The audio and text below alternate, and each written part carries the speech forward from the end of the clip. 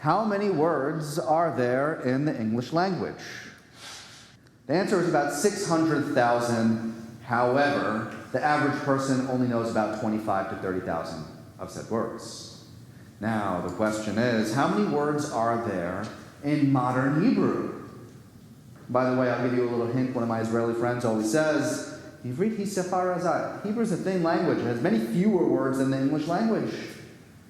The answer is about 90 to 100,000 words in modern Hebrew. Again, only about 25 to 30,000 of said words are known by the average Hebrew speaker. Now here is the crazy part. How many words are there in the Hebrew Bible? The funny thing is, depending on how you count it, it's different because certain words have shorashim, have roots that can mean various things.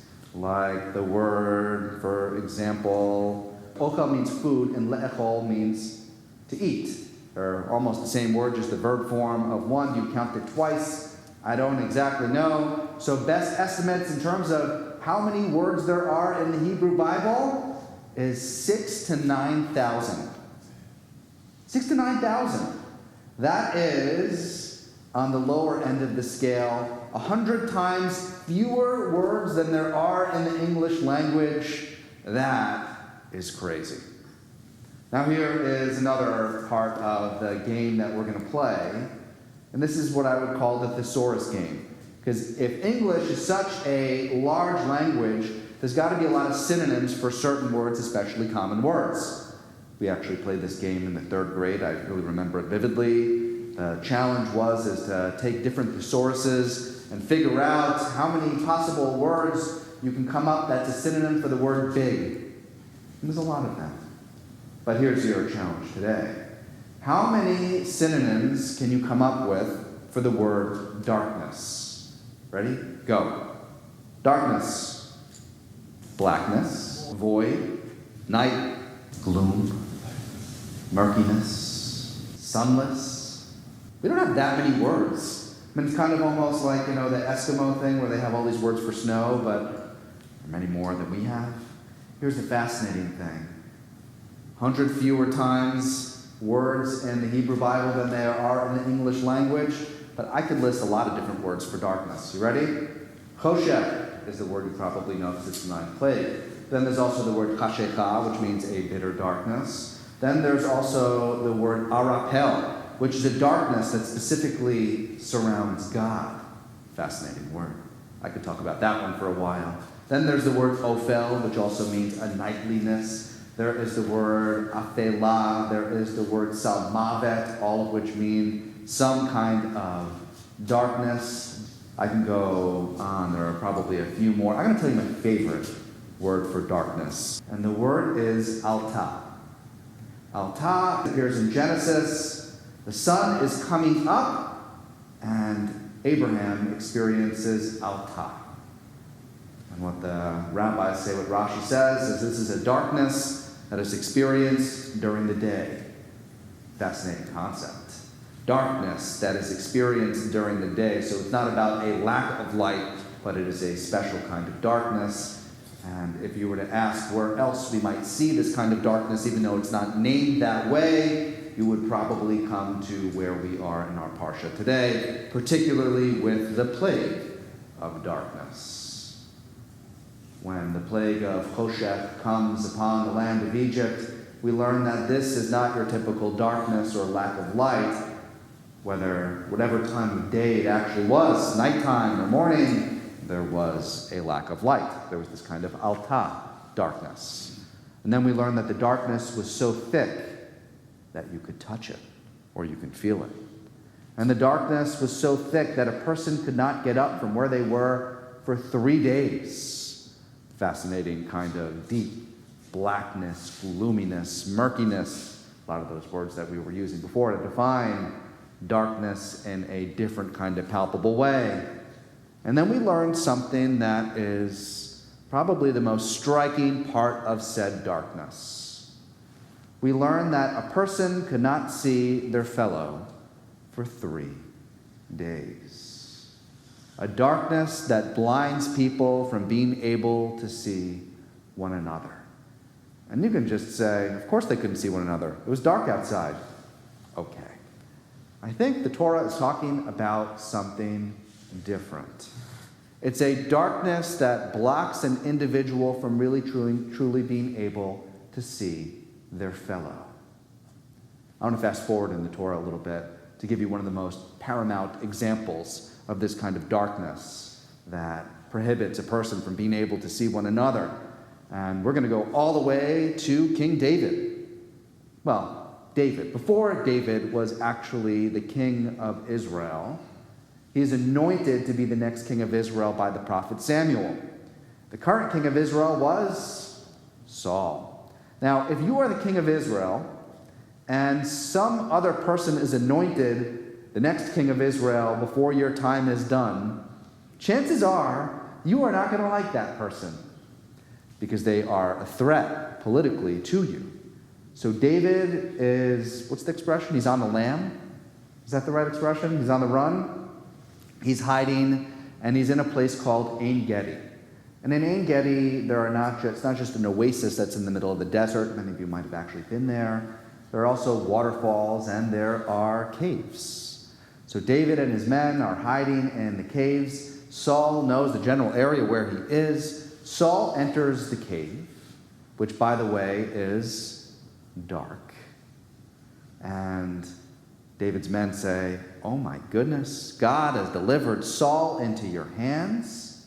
Let's go kill him." David says, No. So David sneaks up behind Saul while he's relieving himself in the cave. He cuts off a piece of his cloak, and when they exit the cave, David says, "Hey Saul, look what I have." But he doesn't say, "Hey Saul," he says, "Avi." Avi means my father. Because, by the way, Saul is David's father-in-law. David is married to Michal, who is Saul's daughter. He says, "Avi, my father, it's me, Avdecha. It's me, your servant, David." And Saul speaks to him in a harsh way. Saul doesn't even call him David. Saul sees him as the one who is the usurper who is coming to kill him and strike him down. And he says again, "Avi, Avi, look at me." And Saul cannot see David. Right before him, someone who's calling out, "See me, see me." And Saul only sees him as the usurper and doesn't see him for who he is. That is Alta. That is darkness during the daytime. And that is the ninth plague. If you were to ask the question, which plague are we living right now in our country, I would say I think you kind of see where I'm going. We're living the ninth plague. Political polarization is the plague of darkness, where two people can be in the same room. By the way, they might even be in the same family. In many cases, I know a husband and a wife who can't have any conversations about politics or any conversation about world events because it devolves all the time into anger and into conflict. That's where we are today.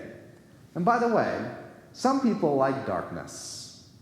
You know that joke about the Jewish boy who calls his mother and says, "Hi, Mom, how you doing?" And she says, "Oh, not so well."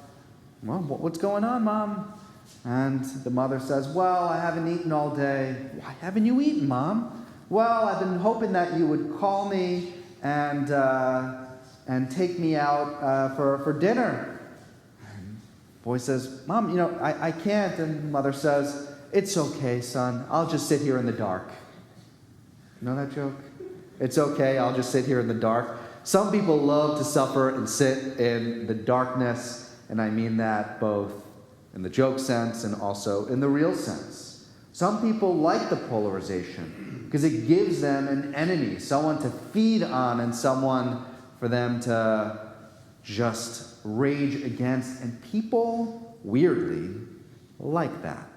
People don't want to be in conversations with people who are different than themselves. They want to other the people who are different than themselves. But let me tell you this, what our country needs now more than ever is not someone to actually convince the other person that they're right and everyone just have the same opinion.